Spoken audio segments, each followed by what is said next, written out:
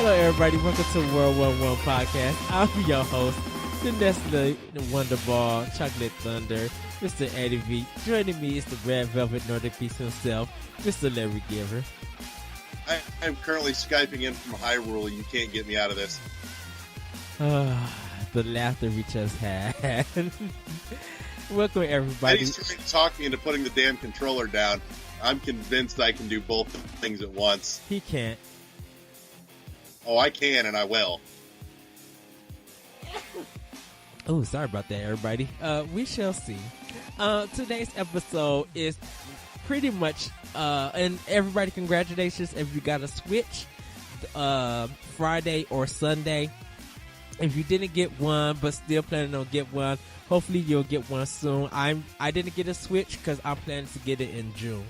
So that's why I didn't pick it up. But on this episode, we're going to be talking about the Nindies showcase that came on this past week. I believe Thursday. It came on like Thursday morning. So we're going to be talking about that. That's right. Yep. We're going to have some earlier. Day. Huh? That might have been Tuesday. It was the 28th. Was it? I thought it was Thursday. Huh. It might have been, I think. We got Switch impressions from Larry, so he's going to talk about that. And I'm going to talk about kind of my actual first 2 days of selling the Switch. And then we're going to get into some Zelda impressions. We're not going to spoil any part of the story, but there are some things that's just in the game that we have individually searched and kind of find out at different times, but we did find them. And it's just mostly stuff that we've been doing. So that's going to be our Zelda impressions. But let's get into the will be some spoiler-ish things. And we'll try our best not to spoil it from the story perspective. We might talk about points that's in the game that might be part of the story, but you don't know when that part of the story actually happens. So, but we're gonna start with the Nindies showcase, and also if you guys are now hearing this on Monday, if you haven't listened to the latest MVC of Nintendo Voice Chat, if you haven't heard that podcast, I do recommend go listening to it. They had some of the developers and one of the people from Nintendo, Damien something, who did the presentation for the Nindies. He was on the Nintendo Voice Chat podcast, and they were talking, so do check out that episode. But we're going to get into the Nindies showcase. The first thing they showed off was SteamWorld Dig 2. This is by Image and Forum Games. It's a new character called Dorothy, and the release date will be summer of 2017. So they have a trailer that you can check it out. Larry, what did you think about this one? I am fucking beyond excited for SteamWorld because I loved the first SteamWorld. I really did. Yes. Watching this though, I'm a little perplexed. It feels like the formula's changed slightly, and I know it's going to sound weird, especially coming from me. But it feels more Metroid-y, less Dig Duggy, and I'm not sure I'm excited about that part. I really, really liked it just the way that it was. Mm-hmm. You know, it was that perfect balance, and that dig dug component is part of what made it so cathartic for me to just sit there and play it over and over and over again. Because, dear God, I have played it a lot. That was kind of my go-to on my 3DS when I was bored and didn't know what I wanted to play. I could just sit there and dig all day, over and over. So that's a thing. But no, I am excited. I am hoping that it does turn out fantastic. Even with maybe with a small change in the balance of the gameplay formula, I can still see myself getting a lot of enjoyment out of it. I'm really hoping they didn't lose that insane amount of dig dugness to it that it had. I think they'll still have it. I think it. I didn't really think about it as a Metroid-ish kind of feel to it, but I think if you go back and look at it, you could probably see it. Because I don't think No, SteamWorld that game did. is very much a hybrid of Dig Dug and Metroid. It is those two slapped together. Okay, but there's no bosses in the first SteamWorld because I know I own it on. I think I own it on Wii U and 3DS, but I haven't beaten it yet. I haven't gotten far in the game, which I should There's just pick like it up. big end boss, but that's it. And that's it. Okay. Yeah. So yeah, that it looks beautiful though. It looks good. I can't wait to really play. That's one I'm definitely going to get. Moving on, they announced Ukulele by Team 17 and Playtonic. This one is going to have multiplayer and it's coming soon. So they didn't give an actual date, but it's coming soon in the near future. It was expected for it to come to Switch. But I thought it was just going to come out for Playtonic, but I guess Team 17 is part of them that's helping out bringing it to Switch too. So I think they're working on the publishing end, if I understand it correctly. okay, but wasn't Team 17 an independent company too? I wouldn't quite call them independent. They've been around for a long time. That's the guys behind the Worms franchise. Oh, really? I didn't know that. Yep. Oh, wow. Which I'm really hoping I get a nice new Worms game on my Switch, because that'd be a great one for like tabletop mode where I can just, crack that out with, split up the controllers and have at it with it. I think that would be a fantastic thing. Moving on, Overcooked by Team 17. This one is going to have the HD Rumble, 4-player, and all content in DLC. They didn't give a date for when that'll be out, but that's probably like their next game that's going to come out after Ukulele. It looks fun. It looks really good. I am not terribly well versed in Overcooked. Me neither. It's not what I'm familiar with, but apparently it's been around for a bit. Yeah. So I seen it on the PS4.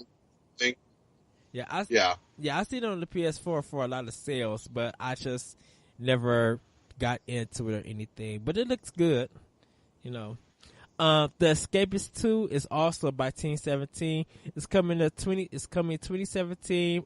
You'll have drop in, drop out, 4-player, sprite base. If you've seen it, I remember the Escapist being on Xbox One. That's when I first seen it. And then seeing this one, it looks boring to me. I'm not interested in it, or I just don't really understand it. But it's all about breaking out of prison. Yeah, but it just looks like I don't know. It might be one of those things that when you get your hands on it, it then becomes of interest. Yes.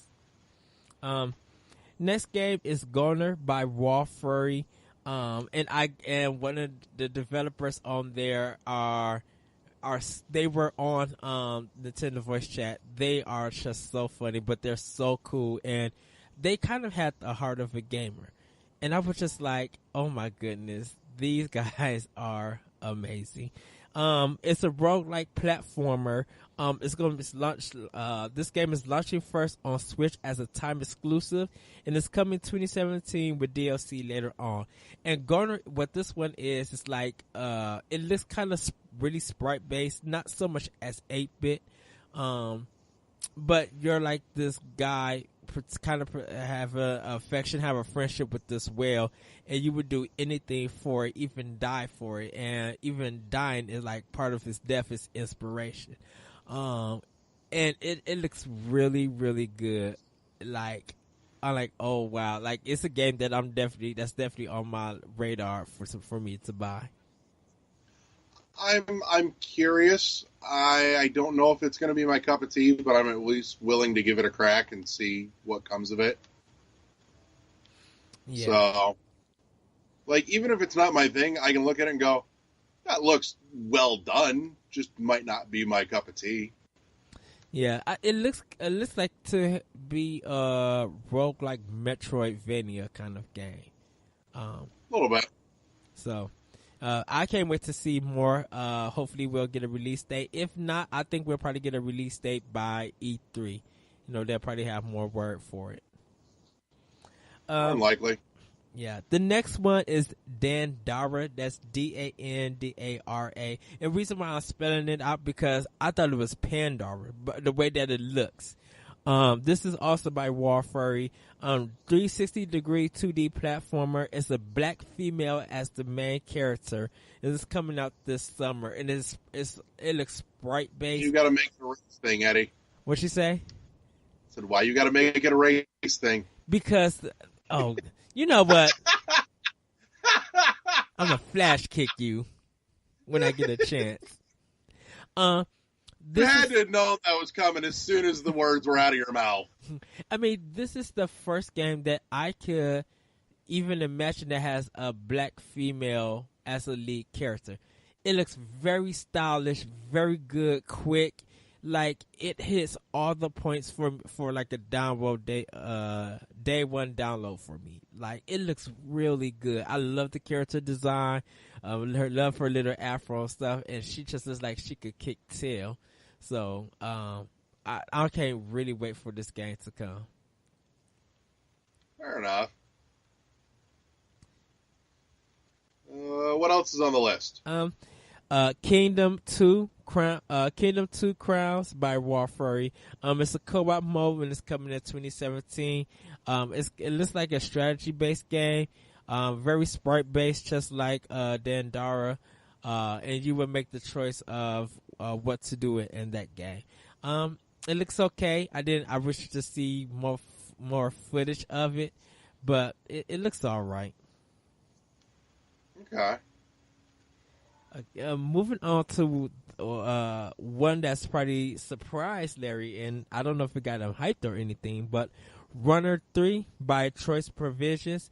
Commander Video is back. It's a 2D diagonal runner exclusive for Switch this fall. And they redid the graphics, so the graphics look very modern and very colorful. They took out the sprite-based look out of it. But it still look like it's music-based focus. And you just still jumping in. I think now you can slide in the game too, I believe. You could slide before. Oh, I didn't know that you could slide. Yep. I got some mixed feelings about Runner 3, actually. I've been watching that for a while. Mm-hmm.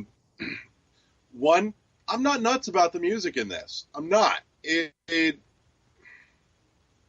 Something about it just doesn't hit the mark for me like the other ones did. On top of that, the aesthetic on there, I'm not super crazy about. I'm a little sad, actually. I liked that original aesthetic. I even liked Runner 2, mm-hmm. but this whole thing is just all about like fucking food. And as much as I like food, something about it just is not clicking for me. I'm not seeing anything aside from the name of the game that's got me excited. I mean, it's got a great pedigree behind it, and I will end up picking it up because I like the Bit Trip series, but I am just not as jazzed for this as I would or should be. I probably thought it would be because of the graphic style. The music, that one is debatable because I don't know if the music is going to be that house pounding sound, and I've listened to some of it, and it's a severe departure. Not that in itself is inherently bad, but I just like the direction they've gone with it. Oh, it's not for me, and that kind of breaks my heart a little. Well, yeah. One of the big games that I'm definitely looking forward to is Blaster Master Zero by Anti Creates. It's a 2D side-scroller and top-down, and it's coming exclusive to Switch and 3DS in March 9th. So actually, this Thursday of this week, the game will be out for the Nintendo Switch, which the game looks good. I I really can't, like I said, can't wait till I get my Switch. That's one of the games that I'm definitely gonna buy. This is actually the third game, I think, third or fourth game, maybe. Cause of course you got the original Blaster Master, and then Blaster Master that was on WiiWare, and then this one. But I'm thinking I think there was a Super Nintendo one also. I don't remember. Or a Sega Genesis one. I have to look it up. But this one looks really, really good. It does actually look like a solid piece of software put together. I was never huge on Blaster Master back in the day, but I can certainly respect it. I'll play bits and pieces of it and still have fun with it. It's just not a go-to for me. You see how they didn't mention Mighty Number 9. I was just like, they worded that stuff real good. Next is Flipping Death by Zonk Games. This game made me laugh. This game looks very interesting. It's a 2D platformer. The main character is called Penny Dowood.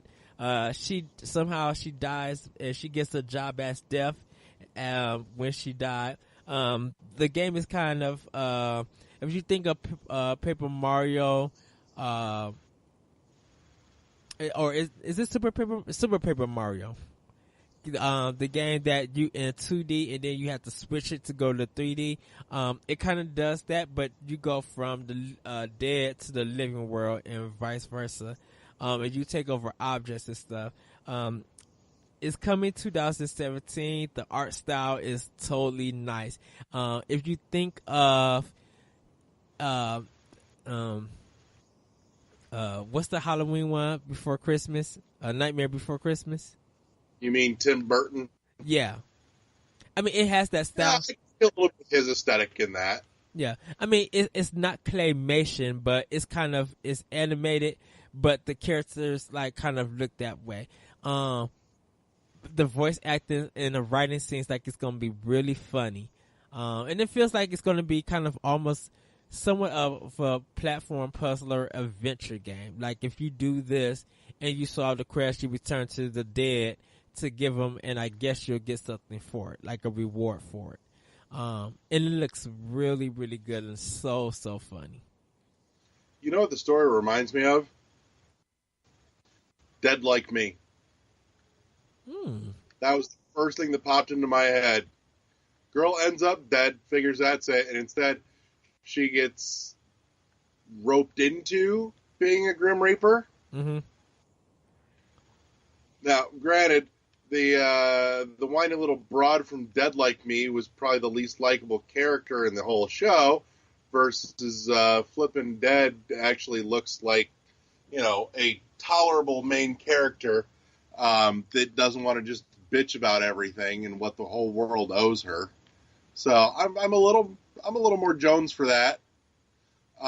It definitely looks like an amusing piece of software. It looks like they've got some writing going too, which, given that the focus on this feels a lot like it's going to be in the comedy direction, that's a nice thing to see. Yeah, I agree with you. Moving on, Graceful Explosions by Machine Vertex Pop. Oh my god, it looks so good. It's an arcade 2D. Oh yes, I love this one. It's an arcade 2D shooter, which you kind of go left and right. So if you think of Geometry Wars, but in a 2D kind of sprite thing, but different. It's completely different. Reminds me of Insanely Twisted Shadow Planet. Oh really? Yeah. The game has HD rumble. You shoot left to right and combos. You have to get combos to get a higher score. Shooting up close. So your two attacks is you can shoot up.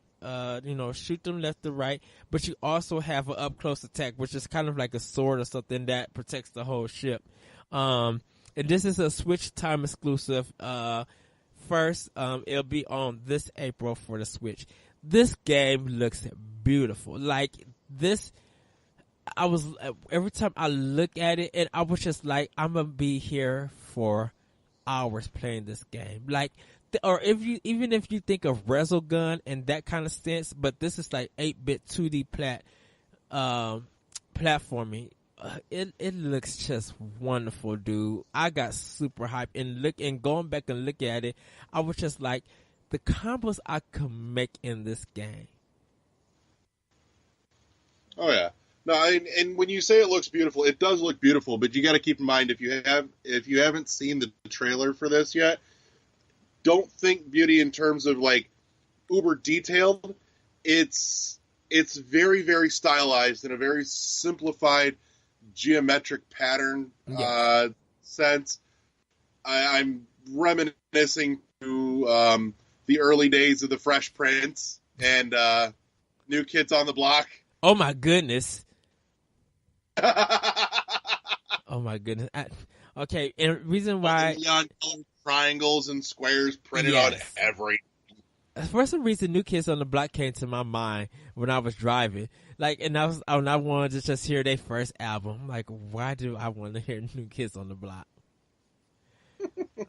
Yeah.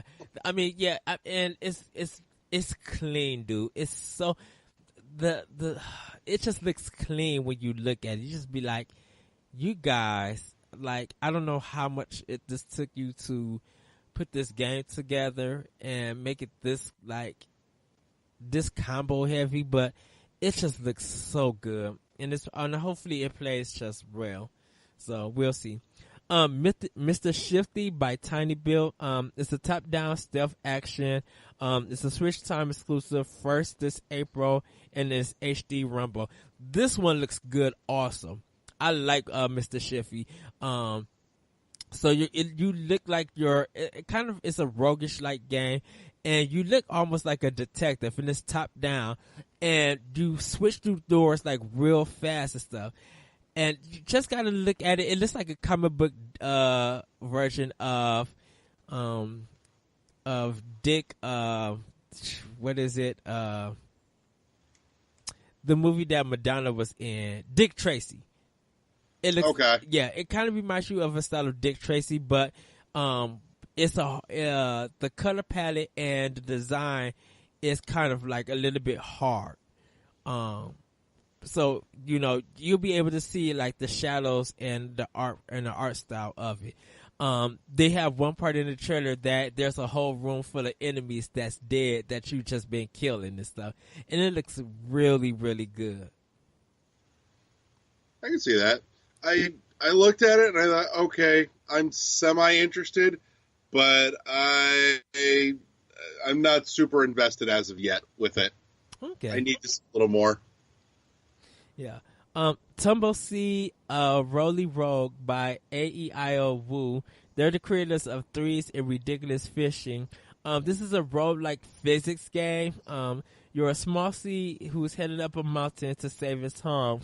It's a dual-stick adventure, and it's coming this spring. So pretty much you're balancing the sea on this platform that's going up. And you kind of looks like you gotta plant that's more seeds and stuff and avoid traps and everything. It's very basic. It looks fine. I've heard a lot of interesting things about what they're doing with the HD Rumble with that. Mm-hmm. So even though it looks a little on the basic side, I'm curious to check it out just to see what they're doing in that regard. The next game is called Shakedown Hawaii by V Blank Entertainment. It's from the creators. Oh my god, I'm so ready for that. It's from the creators of Retro City Rampage. This is a top-down 16-bit shooter. For some reason, it still looks 8-bit, but I guess let's go with 16-bit. It's a Switch Time exclusive, first this April. So, like I said, it's kind of like Geometry Wars in that style that it's open up and you're just shooting everything. It looks really good. I'm so pumped for that. It looks awesome. Like Retro City Rampage was phenomenal. I haven't picked it up yet. Oh my god, you're missing out on some of the most hilarious shit you've ever played. Then I need to pick it up. Yes, you do. The next game is Pocket Rumble by Chucklefish Games. It's a 2D Game Boy Advance sprite fighter. Simple yet deep combo gameplay, HD rumble. Nintendo Switch exclusive first this March. Uses Pro controllers and the Joy-Cons. So if you look at it, you would think of the Neo Geo handheld game, the Neo Geo Pocket Swan. You would think of that style of fighting, but it looks very fast and it looks it is an indie game. It is very small. Like the character roster is not big, but the combos look fun. Like I got a distinct Scott Pilgrim vibe off of that. Yes. But it looks like smacking fools. Like there's a hurt when you smack fools and you do all those combos. I'm like, oh, this is basic, but it looks deep. Yeah, it has, like you said, it has a very simplified look to it. Mm-hmm. But as long as the actual combat goes a little deeper, I think we'll be in good shape. Yes. And hopefully they'll have DLC to add more characters and stuff. Because it looks like it's a game that's going to be a big seller and can spend. And this will be the second fighting game that's on the system. At this time, I should say. Moving on to War Groove, also by Chucklefish Games. It's a top-down Fire Emblem style gameplay, but it looks more like Advance Wars, and it got people hyped because there's so many classes and so many soldiers that you could get. Like you could get witches fighting dogs in army gear. It's just all this weird, crazy stuff. It's 12 campaigns that you could choose from, online and local multiplayer. You actually could create your own battlefield, and it's coming in 2017. They didn't give us a date, so I would say probably look out for E3 to get more information. Do check out the trailer. Do check out the trailer. It looks really good. Like, this is a must buy for me. I get excited for it, and I'm not saying you shouldn't, but Advance Wars was not my thing. I got in a little more of the Italian Wars side. Okay. I didn't get into. I only got one Advance Wars game, so I missed out when it first started, and it's good. But I guess because I'm so hooked up to Fire Emblem and how good that series is, and seeing that Advance Wars was still a big property for Nintendo. They just haven't made one. I think this game is going to be, and just think of it as Fast Neo RMX. How people miss that F-Zero feel. This game, I still miss the F-Zero feel because the Fast feels like Wipeout. Well, true, but I mean, it feels that void, and I think this game, War Groove, feels it. Feels that void for that Advance War game. That I could see, and I'm glad that something is coming along in that department, because that is a series that has been far too neglected. Yes, and so the last game they showed off was Stardew Valley. You know, the game got canceled for Wii U and got moved to Switch. It's going to have online multiplayer, and it's coming this summer. So if you play Stardew Valley, you know what you're getting. I actually haven't played Stardew Valley yet. Me neither. And I have a feeling that I won't be the one playing it. It will probably be my wife. Well, she can take it upstairs and play it with her. You know. So. Yeah. Well, and that was it was like only 15 or 17 minutes. So you guys can watch it on YouTube and stuff if you need to. But that's just some of our thoughts, just a quick rundown of the Nindies showcase.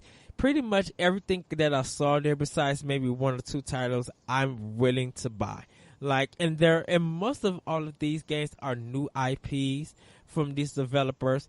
And the way that they look really wants me to support them. And I am going to support them when I get my Switch. Like, they have a lot of must-have games. And that space for Nindies, if it continues to grow and be big, I gotta support them, and hopefully you guys who are listening who own the Switch will support them also. Because if you want great games still to come, we gotta show our support. Now there will be reviews, I will say that, but you know, if you believe in the game and it looks good and it looks fun, and you want to support them, please do. So go support these developers. I'm not quite as on board with all of them as you are, but there are several that have definitely piqued my interest that I think are going to be worth my money. And it was a good showcase. You know, it was. It was tight. It was to the point. It was well put together. Yes. And I will say that given the amount of content that they crammed in there, it's definitely worth giving this week's NVC a listen, because they really did a tremendous job expanding on what you can expect from the rest of that. I would say it's worth taking the time to listen. Yeah, and I know there is a story out there that one of the developers pitched something to Nintendo, but Nintendo turned it down. They was focusing on other things, and the guy, I guess, got mad and just wished that they would have told him in a different way. Well, I don't think he was mad or disappointed, but he kind of understood, but he just wished they would have worded it in a different way.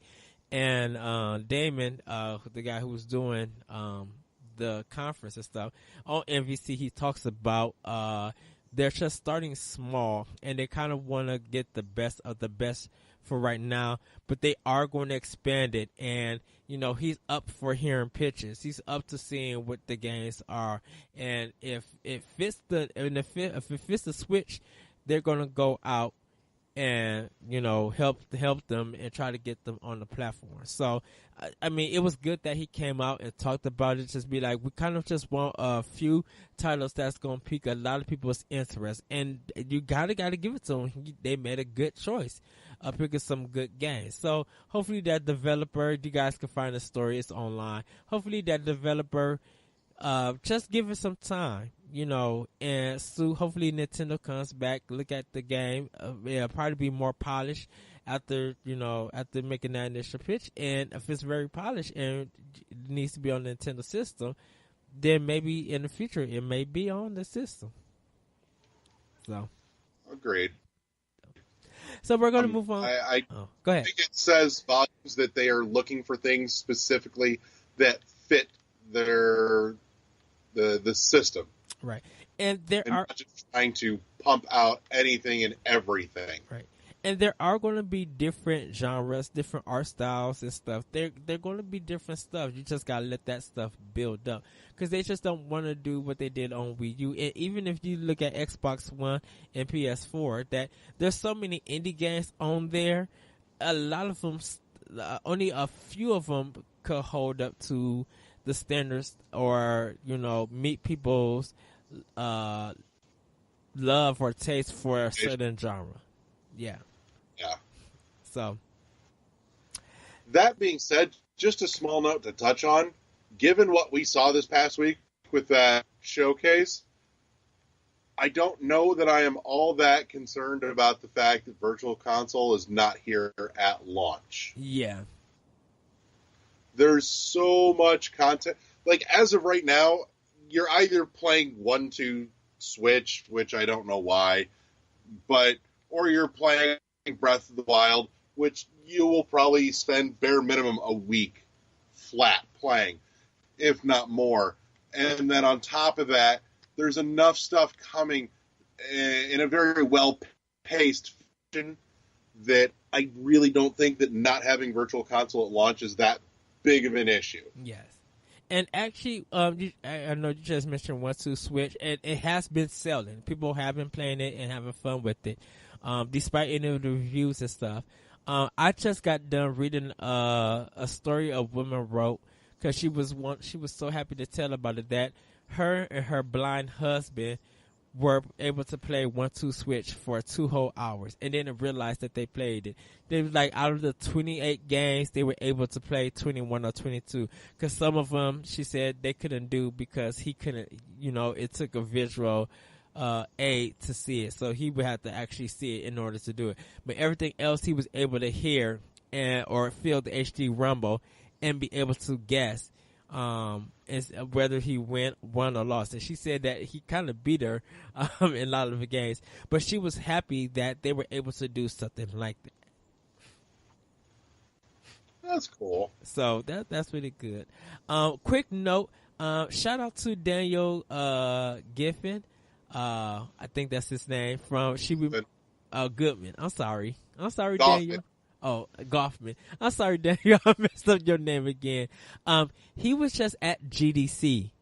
So, he left earlier, and I think he brought, She Remembered Caterpillars. So, do guys check that game out once again on Steam. But I wish them luck. Hopefully, and I wish him to have fun and stuff. And, he should be on his way home, or he might still be on the flight home. But congratulations to him. Hopefully he got to meet some interesting people and really connect at GDC, and we'll be able to take in some of the talks. I really want to watch that Zelda talk. I want to see that one so bad. That and the near one, I want to see. Mm-hmm. So, just a shout out to him. Moving on to our next subject, the Nintendo Switch. What a fantastic piece of hardware. It really is. Just beautiful. One of the first things right off the bat I was seriously questioning was going to be the lack of an actual D-pad, because it doesn't have one. Yes. It's got the 4 buttons in place of it, and I was looking at that the whole time going, this is going to be fucking terrible.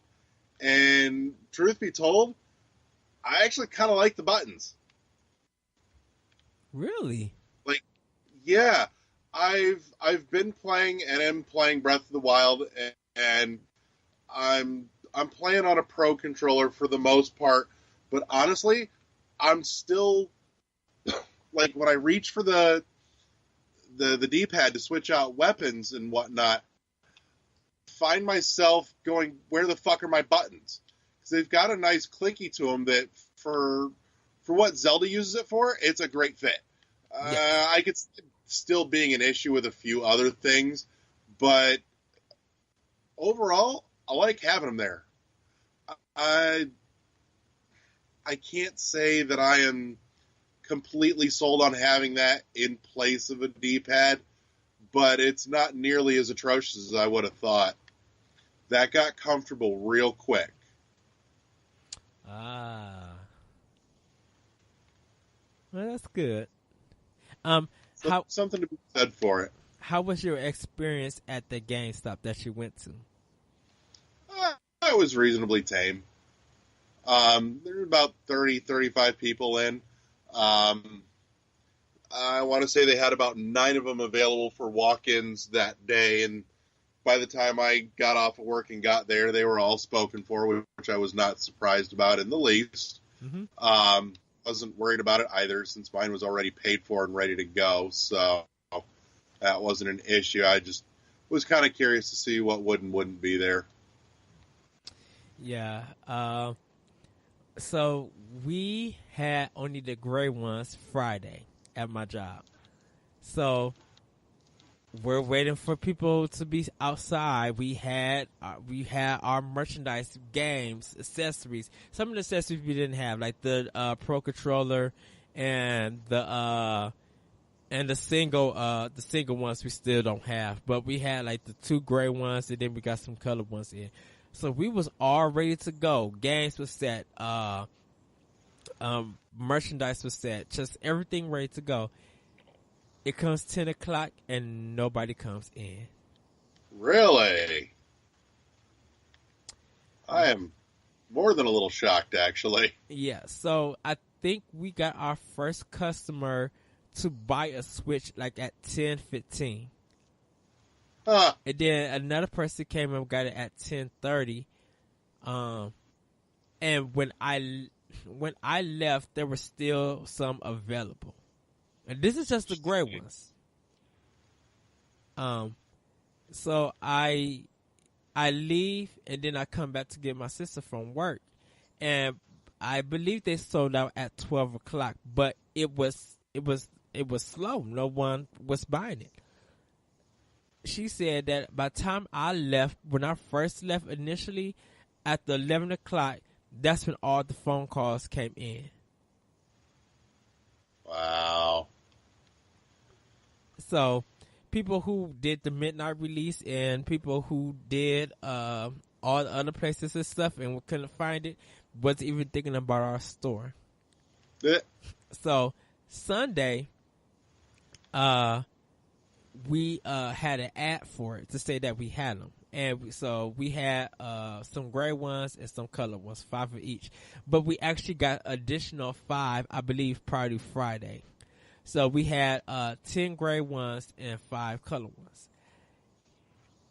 And this time it was a bit better. We had more people come in, form a line. They got their tickets. We explained everything. We actually sold out of our Zeldas because we only got some pre-sale ones. I brought the first Zelda because I brought it on Wii U and Switch. And I also brought Horizon. But I'm playing that on vacation. Also, I was the first one to buy Zelda because nobody was buying none of the games. I'm a little surprised at that, actually. Which one? The fact that nobody was picking up Zelda. Oh, what the hell are you with this? Yeah, well, today we sold out the Zeldas. Everybody was picking it up today. That once the Switch party sold out, we still have Bomberman. And from what I hear, that it's hard finding Bomberman. Bomberman is sold out almost everywhere. Why? It's $50 for semi-decent Bomberman. A lot of people been looking forward to playing this game. There's a lot of Bomberman fans, and they said it's not bad. People been having fun with their friends. The only don't know if I can buy that for $50. Well, the only game that didn't sell, haven't sold yet. I mean, Just Dance will probably sell a little bit. The Skylander game haven't sold yet. And I don't know how the eShop games are doing just yet, but hopefully we'll find out later. Because people just, huh? I bought a couple of them. I bought Shovel Knight Treasure Trove and picked up Fast Remix. Was I Am Setsuna was on there, right? Yes, I Am Setsuna is up. Still for $40. Yep. Okay, that's fine. I get a physical release for Switch, and I just missed it. I thought Has Been Heroes was supposed to be, but I know Snipper Clips is on there. That's available. Right. No, I couldn't remember if I Am Setsuna got a physical release though. No, it's always been digital because it's still $40 on PS4. Okay. So, but I think some people probably picked it up. Some people downloaded. I know some people bought the 16 gig memory card, micro SD card, but people are probably going to be ordering the higher one online. Like I'll probably get like a 64-bit. And then if I need to just upgrade it, then I'll just buy 128. But I think the 64 is going to do me just fine, depending on how I put games on and take games off. Yeah, that's going to come down to personal preference as to whether or not you want to go physical or go digital. Yeah, and I gotta actually ask people, what do they think of if they bought Zelda digitally? How long was the download for it? That's probably just going to depend on your connection. Yeah, because I'm like, 13 gigabytes don't sound bad compared to a physical. It installs worse than that on my Xbox. like I said last week, the beta for Ghost Recon Wildlands was 4.5, and that's a beta. I'm not surprised though. So, and they probably have some more other stuff on there. So, but I was just kind of curious. But that was my impressions. I know one of my co-workers, they did buy one. People were buying the gray ones quicker than they was buying the color ones. That doesn't surprise me in the least. That surprises me, because I was just No. like, you guys want the gray ones, not the color one? Nope, I got the gray one. I can't deal with that color one. That shit fucks with my OCD. You are, Just looking at it like, why the fuck don't my controllers match? you do not have OCD. I'm telling you, I looked at it and was like, nope, cannot do that. No. I'm gonna pick up the color ones. It just looks nice. The controllers and stuff, they just look nice. That color just looks if nice. I could have both controllers the same color, that'd be different. But one of each, no. Now, if they did a Metroid one like that, what? That's different. That's themed. These are just like two different colors. Like somebody should put this on the top of a squad car. Nintendo Switch. Woo, woo, woo, woo, woo. The cops out here. No, that's a kid that's just playing with the Nintendo Switch and doing something from 1-2 Switch. So, Adrian did get one, and Tony also did get one. So hopefully, if they come on the show when they get a chance, we'll get impressions from them. And what Adrian was waiting this show tonight because we're going to be talking about Zelda, and he screamed spoilers at everything. I don't. I just need to rub his. I can't. I just need to rub his belly and feed him sushi, and he'll be fine. I'm pretty sure we could have told Adrian that Link is going to be the main character. He yelled spoilers. Okay. So I'm just saying. So we are about to get into our last section of the show, which is our Zelda impressions. Larry is playing the game on Switch. I'm playing it on the Wii U. I have encountered some frame rate drops, and then they kind of been the consistency of the game is really pushing the hardware, but it's not bad. I dealt with it. It's no worse than what Watch Dogs 2 has done when you lose your internet connection and it drops down real slow and stutters. It's not that bad. That's just terrible. But it looks beautiful on both systems. It's kind of, hopefully when they do some more updates that they fix those issues, and we don't have to worry about them. But I haven't encountered it too much.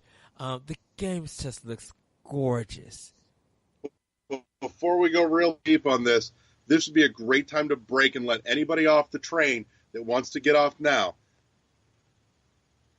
Because we are gonna talk this shit, and you kind of can't talk about it without somebody going, "Don't spoil this for me." So this is your chance to get off the bus right now. And Eddie, you may as well pause the recording, and we'll call it a break right here for a minute. Okay, so everybody, when we come back, we're going to talk about The Legend of Zelda: Breath of the Wild impressions and spoilers. All right, and we'll be right back.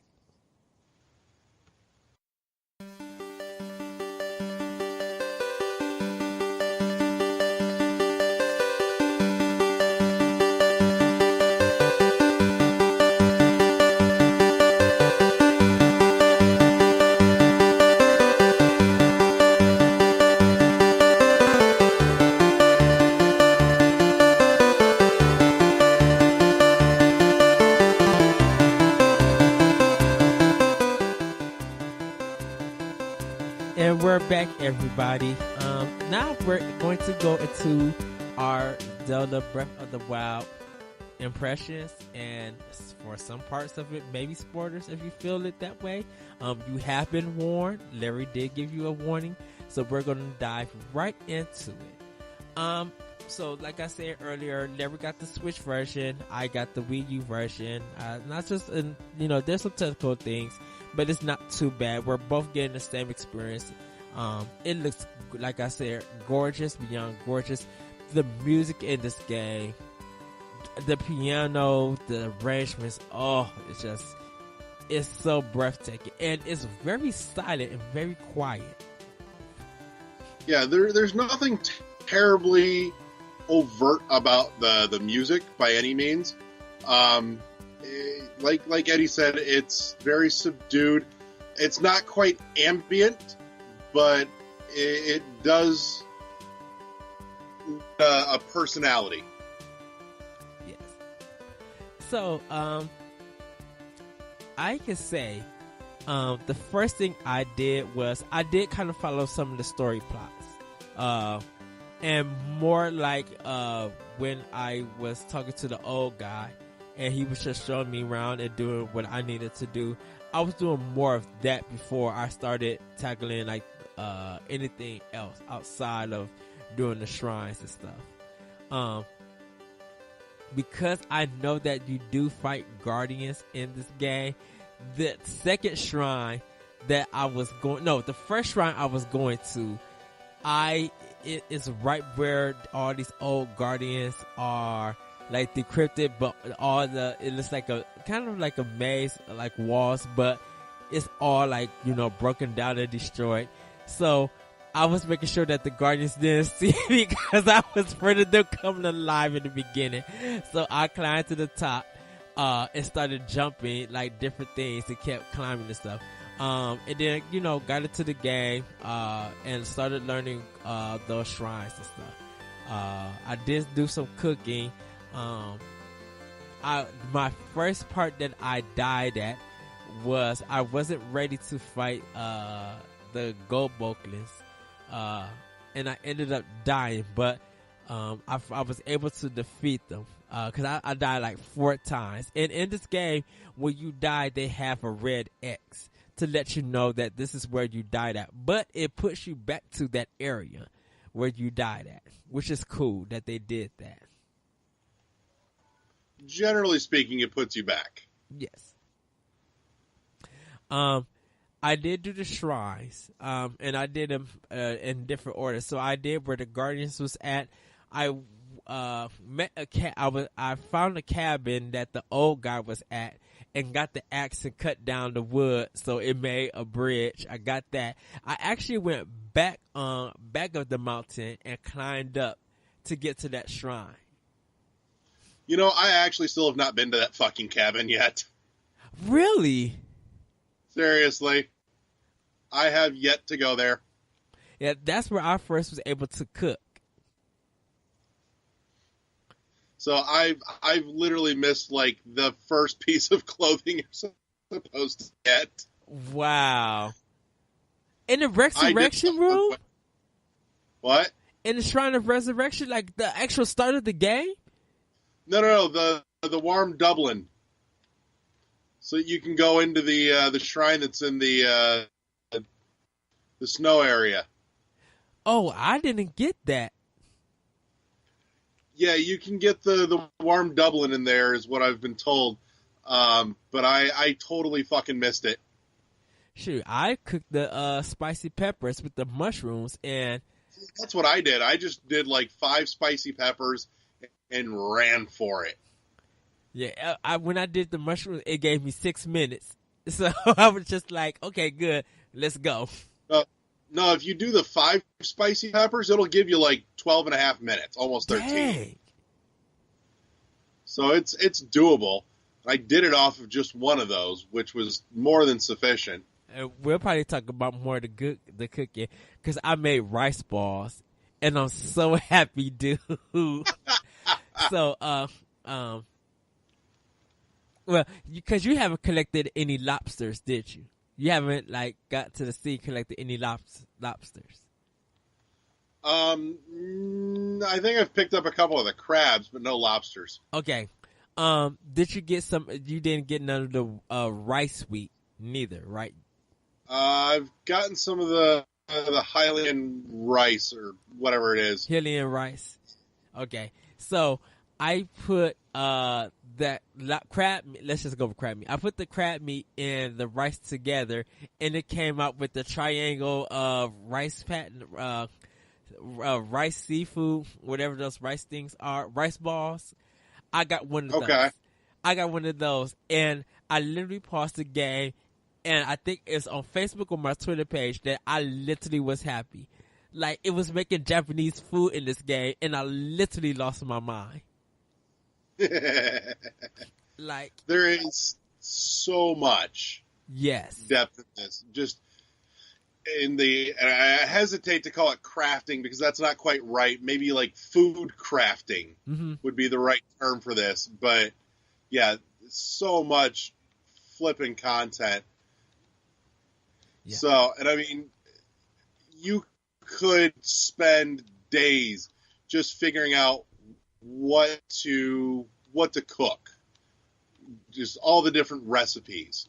Not to mention, you know, that leads to the thing here is that this game is so bloody huge, and it's so much in the vein of the original NES Zelda, where they don't tell you where you can and cannot go. Yes. At all.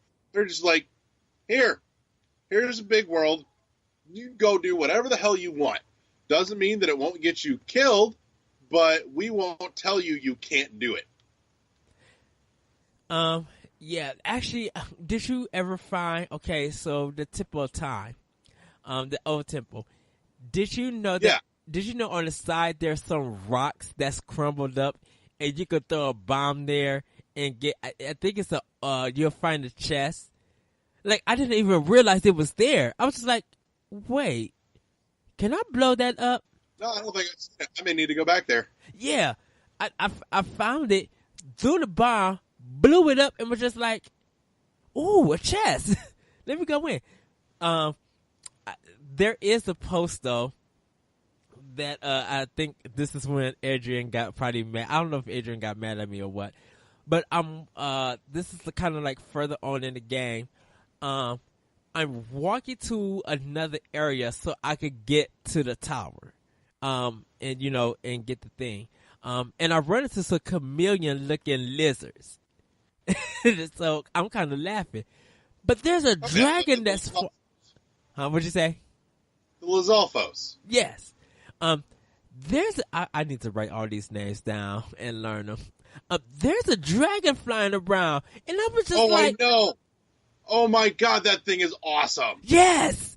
I looked, and I'm like, wait, is that a dragon that's flying? And lost everything. And it was just like, oh my goodness, this game is beyond. It's just like, every new discovery is just mind-blowing. Oh, I know. Pay attention. Not only is there a dragon flying around, if you watch, you'll see a great big fucking floating island, too. Where? Seriously, just go out in the Hyrule field and look around in the sky. You will see a big fucking floating island. Oh, I need to... Oh, yeah.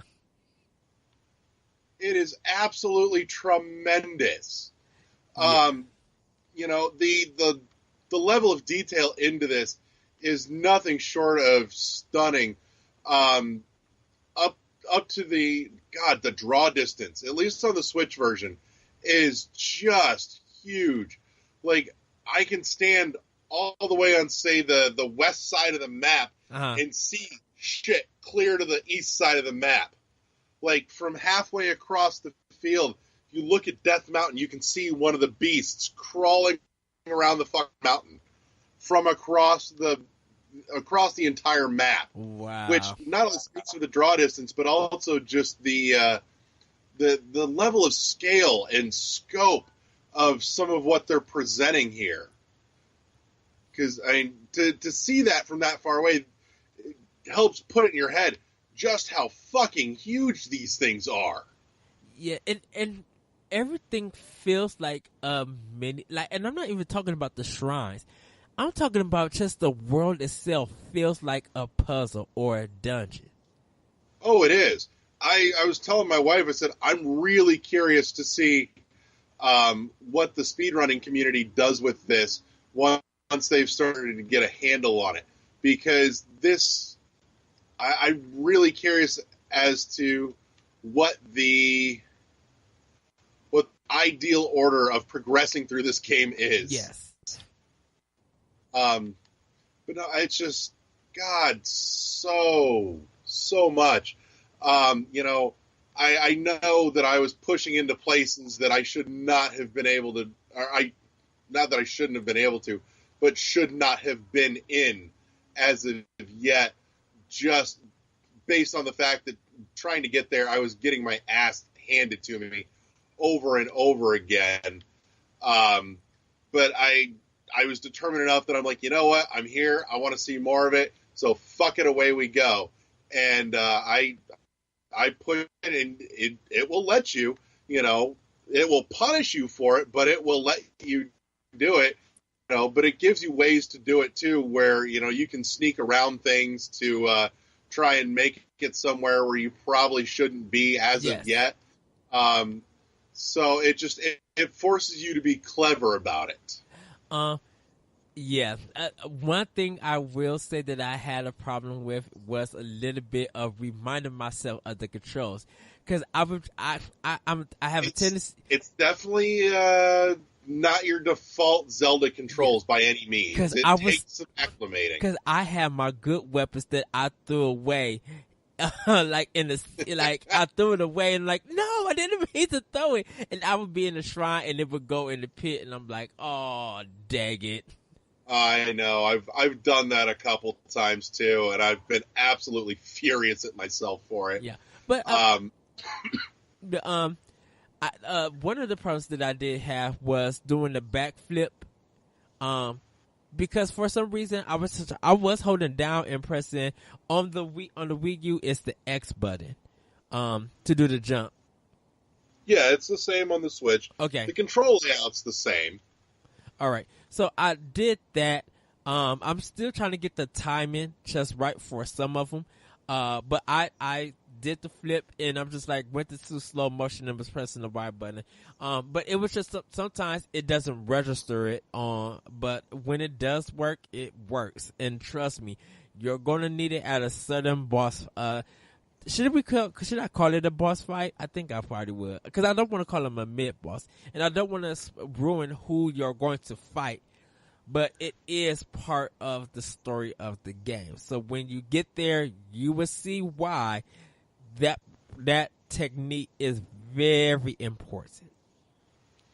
Well, I don't think there's really anything that's wasted material in this game at all, truth be told. Everything is relevant at some point or another, it feels like, which I think is spectacular, just to see the level of detail that's gone into this. But that's... I don't even know. There's so much. It's so hard to figure out where to start with this game.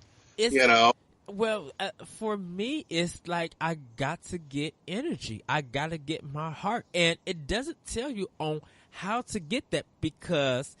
No, it does not. It really just kind of throws you in and it says, here, you figure it out. Right. So when you start doing the shrines, finding them, you get spirit orbs when you solve them. Now that the game is out, and if you have it, if not, this is not a story spoiler or anything. Every time you get 4 spirit orbs, you could go to the typical time, or there's I believe in Kokoro Village. Kakariko Village, there's another little shrine, and my guess is there's a few others around too. Yeah. So when you go to where it asks you to pray, it'll actually heal you, but it actually, if you have the 4 orbs, and the orbs allow you to expand your energy, your heart meter. Cash in for heart containers, or you can expand your stamina meter. Stamina, yeah. So, and don't forget, there are 100 shrines in here. So you have 80 shrines dedicated to getting a full 20 heart container. Well, and on top of that too, don't feel super pressured about it.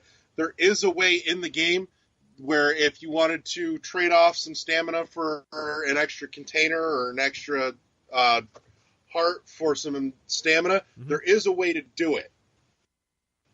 Okay, I haven't found that part yet. I haven't gotten to that part. It's there. It'll cost you about 20 rupees, but it's doable. Yeah. You will find rupees, but you don't find them common like you did in past Zelda games. You pretty much have to sell stuff in order to get rubies.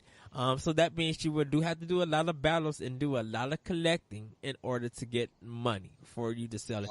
Because they some fucking work for it this time. Yeah, because a lot of it be like if you go talk to a merchandiser, the first thing that come up that be like sell. Like you have to go to that item and literally it'll say press A to buy if you want to buy it. Yep. So I mean, there are plenty of ways to rack up tons of cash. It's not, an impossible task by any means. Yes. It's just they will make you work for it. They're not laying around in the fucking grass everywhere this time. Yes. The Kokoros are ones that if you find them, depending on if you do their trial that they give you or you just find them, they'll give you seeds. There is a big Kokoro named Hestu, Hestu. He's like this old grandpa, and you do have to fight some enemies to get his maracas back. So he need his maracas to do his magical dance. So so you'll be able to increase your arrows, increase your inventory, increase your shields. And I think it's just those three, and your weapons, and increase your weapons. So those 4 things that's in when you press the pause button, you can expand those. I've got some needs to give him actually, and I haven't made it back to Hestu to give them. Yes. To give him the seeds yet, so I can do that. It's on the to-do list. Did he fly back to the forest already? No, as far as I know, he hasn't moved from where he was at when I first him and got him his stupid maracas back. Okay, so because I think maracas, not maracas. I'm sorry, maracas. I feel like an idiot now. I'll probably say the same thing. His shaky instrument. Oh, and the dance is so funny, and I be dancing to the music, like, dude, it's funny. I'm weird. I just can't help being weird. I love being weird, but it makes me feel like a child, and I kind of dance along, and I get so happy seeing this tree thing dance because he looks like an old grandpa. Like they use his features of a tree to make him look like an old man. No, he looks absolutely ridiculous, but adorable at the same time. Yes, like I would buy a amiibo of him or a plush. Like I'd take a plushie of him. That'd be amusing. I'm sorry, they should have came up with more amiibos in this game. The enemy design. I'm sure we'll see something in addition down the line, but no, the amiibos they did do for this though are absolutely gorgeous. Oh yes! Oh my God, so much detail. Nothing short of just astonishing, beautiful work. But we've kind of been chatting back and forth over the last couple days, talking about because one of the big questions that you ask anybody is, the fuck did you do first? Because everyone has a very different approach to playing this, it would seem, and not that it's a bad thing, just right. Something worth noting. And talking with Eddie, he's been going after the shrines and everything. Meanwhile, my first thought was, I want to go and play with and get all the towers. And so I've been pushing hard to get all the towers for the sake of filling out my map. Yes. And like I said, it will task you. It won't tell you can't do it, but it'll make it damn hard. Yes. I've pushed into more than a couple of towers where I really should not have been, and it made me really fight to get there. There's been a few where there was one where it was up in the mountains, and it was cold as shit, and I was taking damage the whole way up that tower, but it was doable. There was another one that's covered in that purple goop, and you've really got to work at it to try and find a way around, because in order to get up high enough to get past that stuff, you've got not only guardians wandering around, like full-fledged, walking on legs, will kill you in a hit guardian, but there's the flying guardians to boot that are patrolling the area. Wait, what? If you haven't seen it yet, if you don't want to push that far, you can see the flying guardians. If you go poke around Hyrule Castle around the outskirts, yes, there are flying guardians running searchlights, and they are nasty. I haven't. I see in the distance, and I'll be like, not today, Satan. You stay over there. Like, oh yeah, those things are just tough as nails. Yeah, and I've got nothing yet that'll even begin to touch that problem. So everybody, I have breaking news. Corey from NGR Radio, check out that on Facebook. He has just unlocked the whole map. Ah, bastard! He's beat me to it. So I haven't did I've been unlocking stuff, but you know, shrines are like important to me.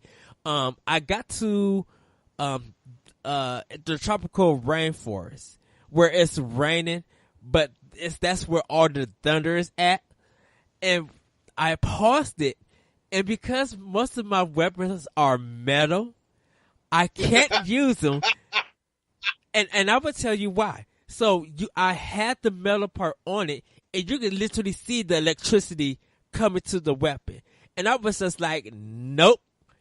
Switch it to a wood weapon, or you could actually just switch it off. Have no weapons, like drop them and stuff, and fight the enemies with bombs if you want to. Oh yeah, and you get caught in a thunderstorm, and if you've got anything metal equipped, you're gonna have a bad time. You're going to die. Oh, not only that, when I was running up on Death Mountain, you get too close, and it starts getting hot as shit.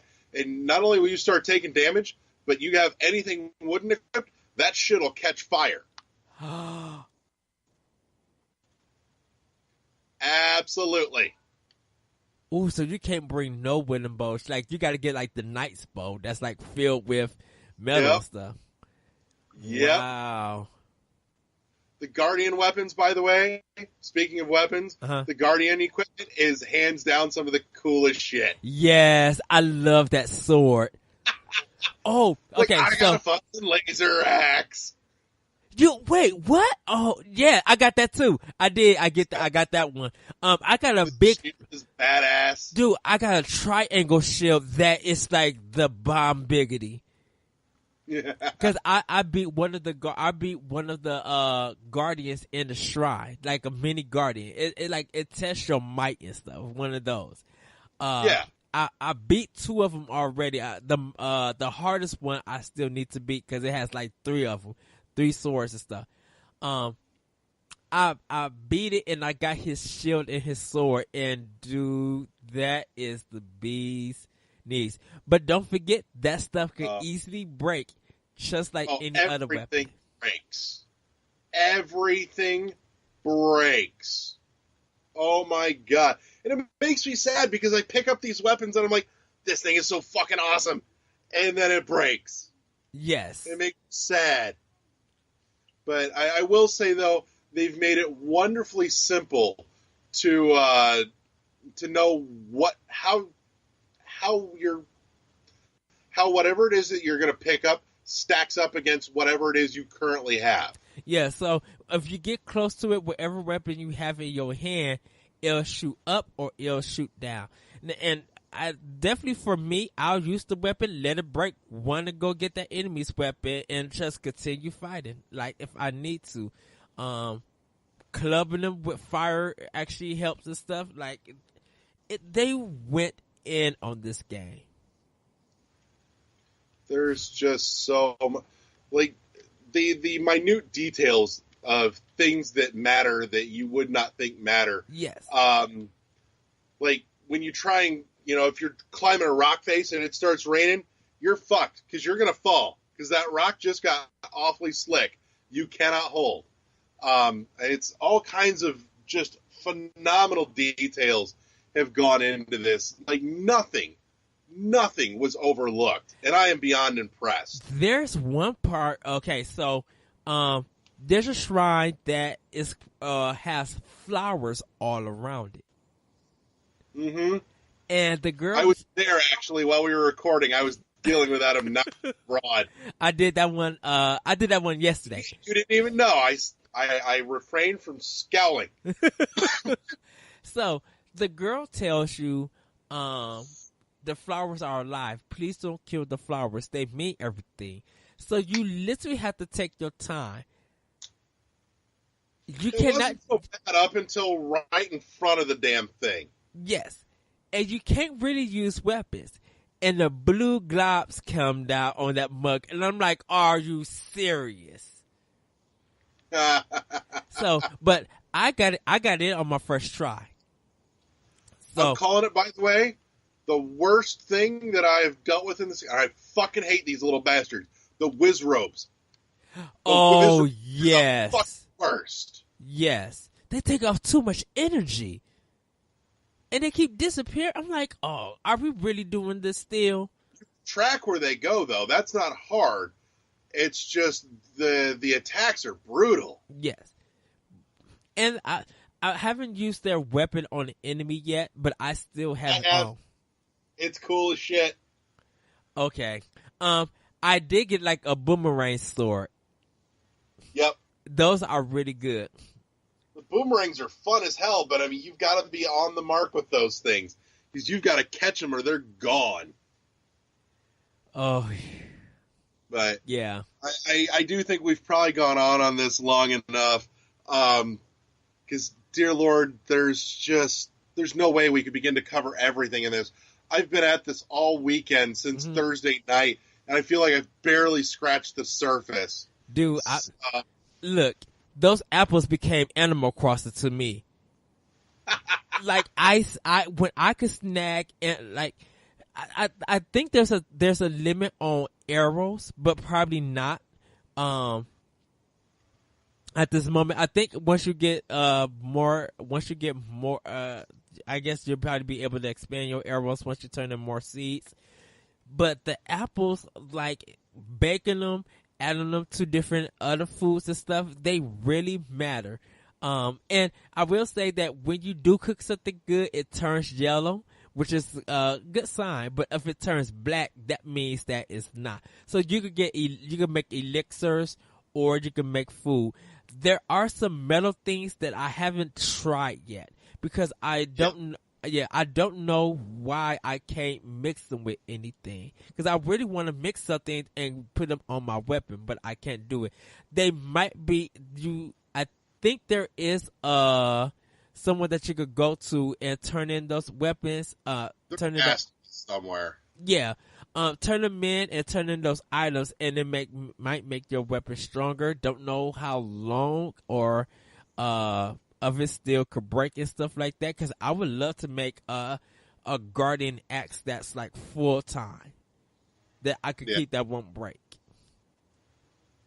So I haven't got any metal shields. All my shields have been wooden. Heck, I've been using that one little round little lid and stuff as a shield at times. Oh, the pot lid? Yeah. God. So yeah, that's. I think we'll wrap it there, and I'm sure come next weekend there will be a whole lot more to talk about. Yes. But everybody, with that, thank you for listening to the episode. if you own Breath of the Wild, we do really want to talk to you guys. The MVC Video Game Book Club is doing Breath of the Wild for March and April, so hopefully we can hear your guys' stories and see pictures and stuff. There might still be people who don't want to know story spoilers and stuff, but I will say this: it would be cool to see where you find things at, and probably give hints to tell people where your stuff is at, because everybody want to know how are you doing the adventuring, your own adventure. And people, if you are reading other people's stuff about the adventure, be proud for them, be happy for them. Don't get upset and feel like it's ruining anything for you, because you're going to get to that point and you're going to tackle it the way that you will tackle it. So, you guys can find this show at shoutengine.com. We are on Twitter at world1_1 podcast. That's on Twitter. Our Gmail is world11podcast at gmail, WORLD11 at gmail.com. We have our Facebook, page. Did you pick a name yet, Larry, for the contest, or you're still looking? Let's do that shit. Okay.